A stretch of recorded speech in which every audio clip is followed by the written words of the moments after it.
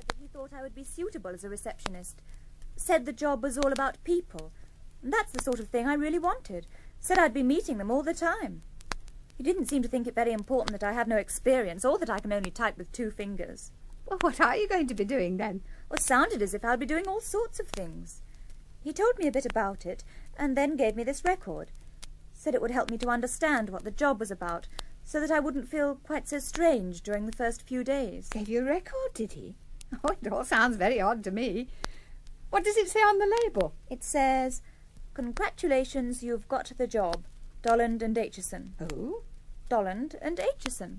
Aren't they the opticians with lots of branches? Oh, he said hundreds, all over the country. Well, let's play the thing and see what it's all about. Is it top secret, or can I listen too? If you're quiet. Can't do any harm to listen. And I shall feel an awful fool if he asks me what I think of it and I haven't even heard it. So you got the job. Congratulations. You may even wonder why you got it when so many jobs require qualifications or examinations. Let's start off by telling you what we look for in a receptionist. The most important thing is a warm, helpful personality. Remember, you're going to be dealing with people. Next, we want someone who is neat and tidy, likes to be busy, and doesn't flap. Someone with the intelligence to make the most of a job involving her in all sorts of different things. A bit of reception, helping people to choose fashionable frames, dealing with National Health Service procedures, doing minor repairs and adjustments to spectacles. You'll even learn to check lenses with a special instrument called a photometer. And there's one simple, all-important qualification. You've just got to be a good listener. Listen, and you'll see why. Good morning. Oh, good morning. I wonder if you can help me. It's these spectacles. My wife Yes, asked of course. me... Let me see. Oh, good gracious, I can see what's wrong with these. They don't fit you at all well, do they? No, miss, it's no use trying them on me. Ah, now that's You see- just where you're wrong. It's the only way to get a good fit. Miss... On earth made these? The sides are all the wrong length. Luckily they adjust easily. Miss, please, get them to me. No, it's much better that I do them. You can easily break them. Oh, That's a pity. Never mind, it's only a crack. miss, listen to Yes, me. now one small adjustment and they'll fit much better. There, how's that? Quite useless. If you'd only listen. Um- Listen! These are not my glasses. They're my wife's. She's in hospital with a broken leg, and she's asked me to bring them in so that I could get a spectacle case to put on her bedside table. Instead of a case, you've adjusted them so that they won't fit her. You cracked them and wasted my time. Why don't you listen? Well, that's one patient you won't see again in a hurry. Unless it's to complain, and he'll probably tell his friends to avoid us like the plague. Let's try that again the way you'd do it. Good morning. Morning. It's these spectacles. My wife suggested I get a new case. She lost her old one when she fell over. Yes, of course. Let me show you our selection. Oh, it doesn't matter what sort of case she has. It's only to put them on the bedside table, just in case some clumsy nurse comes along and knocks them off. Well, perhaps you'd like to look at these cases and select one for her. Oh, this'll do. It's only while she's in hospital. Fell over and broke her leg. Probably the fault of her spectacles. She tripped over a curb. That's what comes of wearing specs. Hideous things. Perhaps her lenses need changing. How long has she had her spectacles? Not long, probably a year. Always changing them. Cost me a fortune. Well, you made them, you should know. Good. In that case, I can look up the record and tell you exactly when it was. What was the name again? Well, here's my card. Don't see what good that'll do. Here it is. Oh, it was rather longer than you thought. In fact, the last time her sight was tested was nearly 4 years ago. So possibly her lenses do need changing. Nearly 4 years? Oh, surely not. I'm sure she doesn't realize it was as long ago as that. I suppose that means I'd better bring her in as soon as she's out of hospital for another eye test. Well, I hope she'll be better soon. Would you like to make an appointment now? And perhaps you can come with her to help her choose some new frames. Yes, I suppose I might as well. I'll be bringing her out in a week or so. So we'll make it about 10 days ahead, shall we? Would you like an early appointment, say 9 o'clock Wednesday week?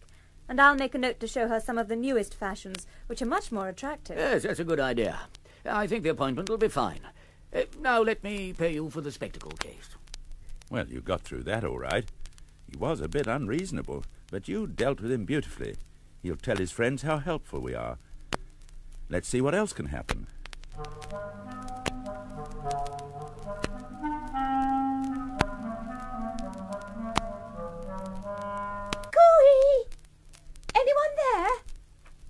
She was brave. Most people won't even come into an empty shop. It makes them feel nervous. But where did you get to? If you have to disappear and there's no one else to take your place for a few minutes, stay away for as short a time as possible.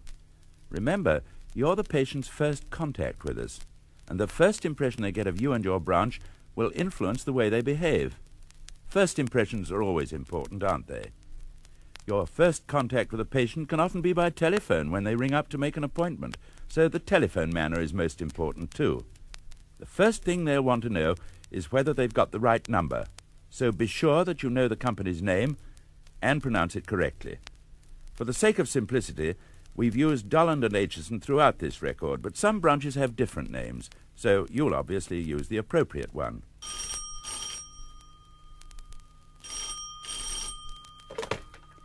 Dolland and Aitchison, the opticians. Can I help you? Good morning. I'd like to make an appointment for an eye test. Can you do it for me? Certainly. May I have your name, please? The name is Foster. Mr. R.D. Foster. Thank you, Mr. Foster. Have we tested your sight before? Oh, yes, several times. Good. Now, would you prefer a morning or an afternoon appointment? Morning. Yes, morning, I think. Say about 11 o'clock. I'm sure you'll want it done as soon as possible. I can book you at 9 o'clock tomorrow morning or at 9:30 on Wednesday. Now, the first free 11 o'clock appointment would be on Friday. That's awkward.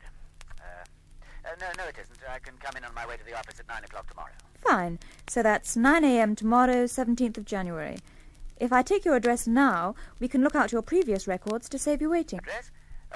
29 Beach Avenue, Sutton. Thank you, Mr. Foster. We'll look forward to seeing you at 9 o'clock tomorrow. Thank you very much. Goodbye. Goodbye, Mr. Foster. Let's analyze what our receptionist did and why she did it. First, she gave our name clearly. You've no idea the funny versions we sometimes hear. Second, she was obviously happy to help our caller. Then our receptionist found out the patient's name at the first chance and used it afterwards. Next, she didn't ask what time Mr. Foster wanted to come, although he offered the information when asked whether he preferred morning or afternoon. Instead, she offered the first available morning appointment, which was naturally at a time that she'd found to be more difficult to fill. The reason for making appointments is not only to avoid keeping our patients waiting, but to enable the doctor or optician to see as many people as possible during his day's work. He's a member of a very highly qualified profession, and his time is valuable, and any time spent other than doing the job for which he's been specially trained is a direct loss to him, to you, and to the company. By far the greatest part of the company's business starts with sight tests. The rent, the heating, the telephone bills, the best possible equipment for the branch, and your wages, of course. All these things have to be paid for by the business we do during the comparatively short time the branch is open each week. So you can see the importance of using those hours as fully as possible. And it can all start with you, the receptionist, arranging an appointment.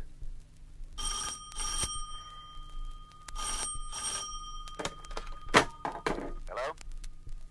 Hello? Wait a minute. Hello? Hello?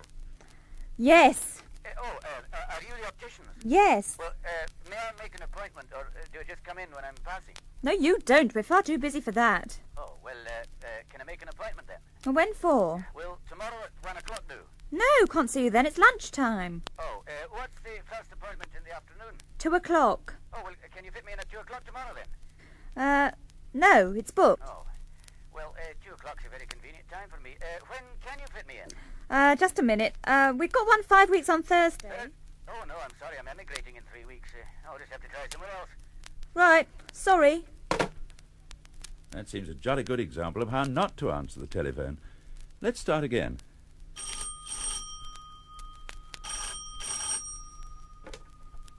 Dolland and Aitchison, the opticians. Can I help you? That's better, isn't it? Can I help you? What about the other ways in which we can help people? Your directors decided the best way to find out was to commission a special research survey to get the answers from the public themselves. One of the many questions asked was, What features would you most hope to find at your optician's? I would hope to find efficiency, clean and welcoming premises, a good selection of spectacle frames, and I would like to feel confident. a very interesting and sensible answer.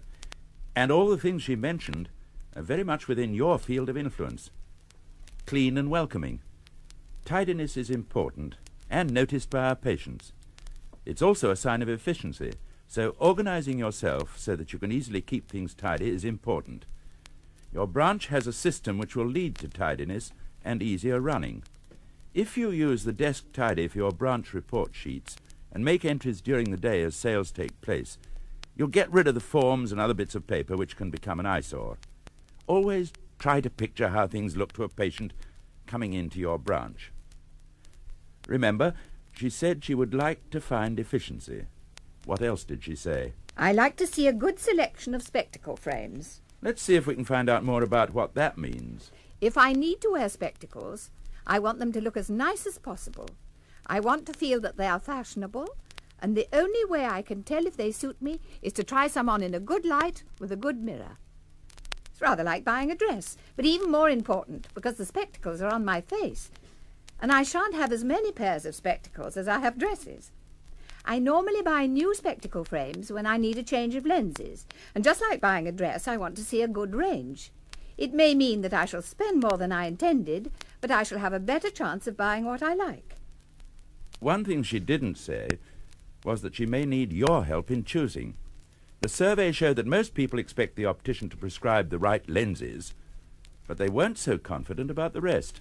And that's where your ability to handle people, your knowledge of the branch system, and your tidiness and efficiency will build a patient's confidence. Again, let's ask her what she really meant by this. Well, that's a little more difficult to explain. I've worn glasses for years, so I can illustrate this by telling you what happened the last time I went to the optician, and it's usually been more or less the same. Please do. First, I went to make an appointment. I was on my way to collect my youngest from school. I was made very comfortable and offered a chair at the optician's. I didn't want to sit down and waste time. I wanted to make an appointment.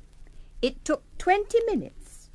Sheila, my youngest child, was crying by the time I got to school. When I turned up for the appointment, I wasn't kept waiting for long, and the optician seemed very competent. I felt quite sure the lenses were right. His receptionist was very helpful, but I wasn't shown many frames. I asked to see more, and they looked in drawers and found some. I chose quite a nice pair, but I would have liked to have seen some more, and I would have liked a better pair. I called in about a week later to see if they were ready. Again, it took about 20 minutes to find out that they weren't, and I got a distinct impression that they had lost my order and forgotten about me. They said they would send me a card when they had them. I said I would call the following week, and they were ready then. But again, it took much longer than I expected, and again I was late for Sheila. You know, going to the optician's is always a bother. Going to the optician's is always a bother.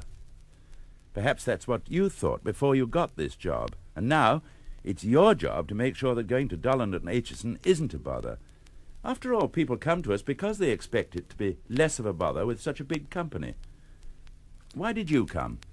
My family have always been to Dolland's. My great-grandfather went to your place in the city, so my father told me. So when I thought I needed spectacles, I came to see what your people said. Well, we're delighted he did. And the credit for his coming to us must go to the opticians who saw his great-grandfather, and his grandfather, and his father. They must all have done good, competent jobs. So this is one of the advantages we have by being such an old established company. Turn the record over, and you'll find out some more.